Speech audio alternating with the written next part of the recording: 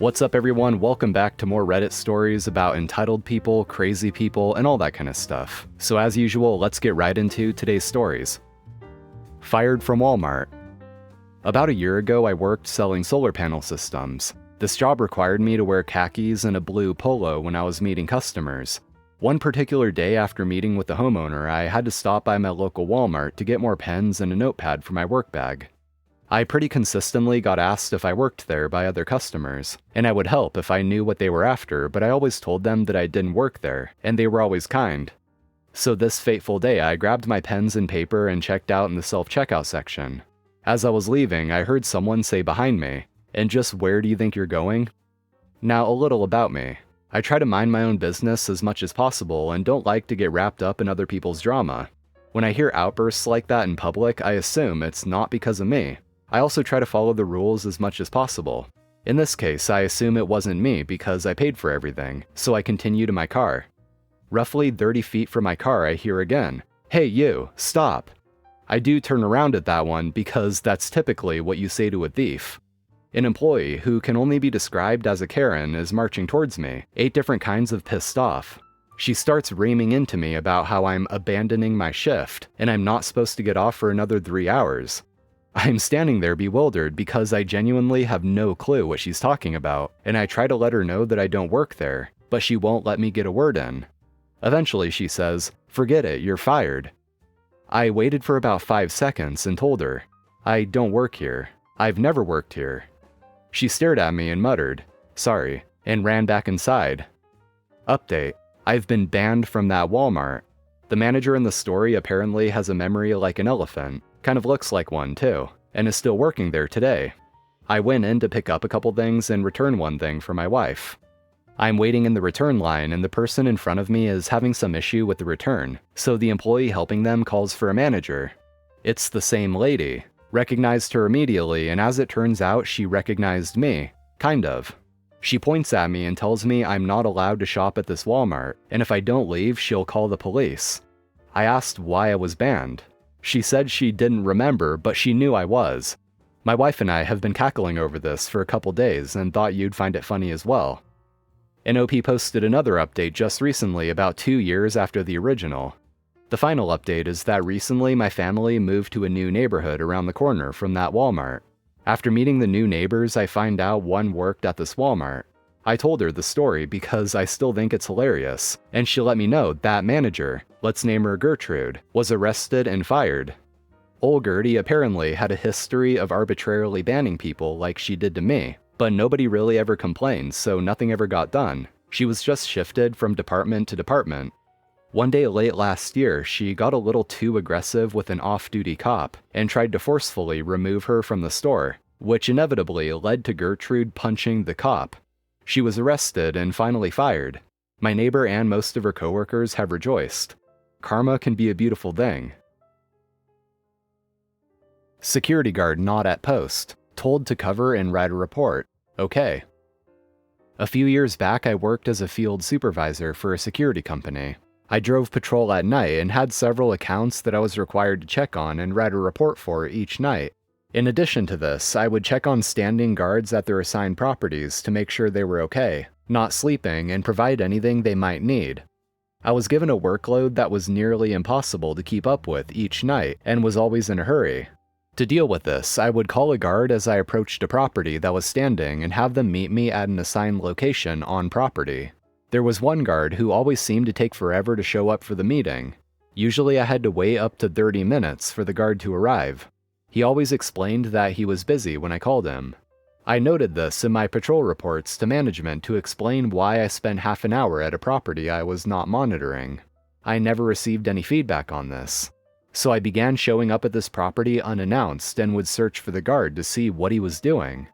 After several times of not finding the guard on property and always finding the property in almost chaos, nothing locked up, huge pool parties after hours, cars lining the fire lanes, etc., I had a meeting with management to explain the situation. The manager was upset that I would even suggest that the guard was not there. I was told that if I found something that needed to be addressed when I arrived, then just take care of it myself and write a report for the property. The next night I arrived and as usual could not find the guard. I conducted a full patrol of the property, shut down the usual pool party, locked all the facilities, and tagged the fire lane violations. I then wrote a report explaining the problems encountered and why I was handling them. I did this every night for a week. The security company lost the account plus 5 others that were managed by the same property management. Subsequently, I was fired for doing the job I was told to do. My dog attacked my stalker after he broke into my house. Now my sister-in-law says my dog is too dangerous to be around my niece. Feel like I'm going crazy. This is kind of a complicated story, but I'll just get into it. I used to be in this controlling, kind of abusive relationship. When I finally broke it off a year ago, my ex started showing up places, trying to get me to take him back. Eventually it developed into full-on stalking. He would show up at my work, and took to just waiting outside of it after he was banned, leave notes on my car when I was at the grocery store, leave all kinds of flowers outside my house, and then stick angry notes on my door after he saw me throw them in the trash, wrote me all kinds of weird obsessive emails and letters. I've had to change my phone number 3 times. The behavior escalated over time and got scarier and more threatening. In one instance, he started a small fire in my driveway, but the police couldn't get enough evidence connecting him to it. It was after that instance that I put cameras in my yard. I previously only had them pointing at my doors. I was horrified to learn that the police couldn't do crap about any of this until my stalker actually was caught doing something illegal, like breaking into my house, at which point I might already be dead. I decided I wasn't spending the rest of my life waiting for the other shoe to drop, so I got a handgun and a concealed carry permit, took some self-defense courses, and started doing strength training. I also looked into getting an attack dog, but after all the money I'd sunk into my other methods of protection, they were prohibitively expensive. So I went to my local animal shelter and got the scariest, meanest looking dog I could find. This is where Thor comes in. He's a 100-pound American bulldog. Looks like he'd rip your throat out on sight, but is basically a gigantic teddy bear. He loves every person he's ever met, is incredibly sweet and gentle with my 4-year-old niece, enjoys other animals, and even loves the mailman. I just kind of accepted that he probably wouldn't do anything to protect me from my stalker, but it didn't matter much because having such a huge dog made me so much more confident. I brought Thor everywhere I could, and was working on getting him trained enough to be an emotional support animal, so I could bring him inside places with me. I absolutely would not do this until he was trained well enough to not disrupt a regular service dog. Last month I woke up in the middle of the night to Thor whining. I was groggy and thought he had to go to the bathroom, so I got out of bed and opened the door. At that point, my house alarm went off, and pretty soon after that, I was face to face with my stalker. I started screaming and went to run for my gun. Before I could do anything though, Thor ran across the room in full attack mode. The memory is really blurry for me, but there was blood all over my living room, and I remember my stalker was eventually able to escape, at which point Thor chased him outside and then came back to me. When the police showed up, they said Thor was a hero who'd probably saved my life. It looks like he's going to prison for a long time though, so my nightmare is over. Pretty much everyone in my life thinks Thor is a hero, except my sister-in-law.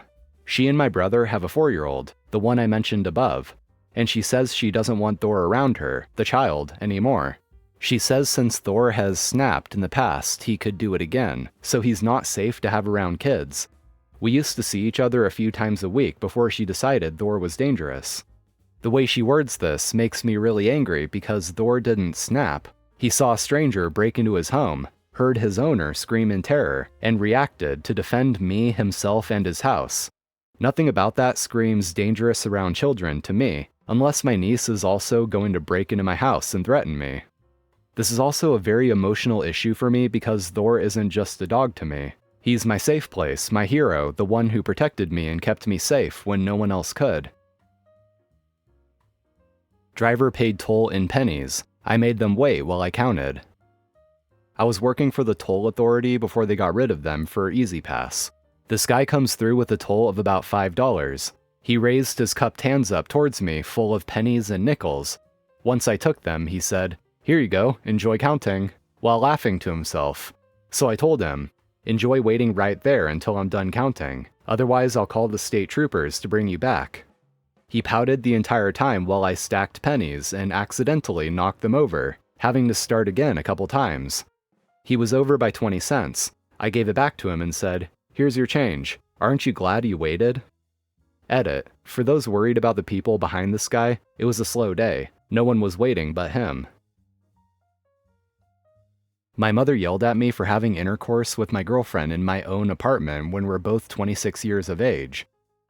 So I, 26 male, live with my girlfriend, 26, in an apartment that I pay for.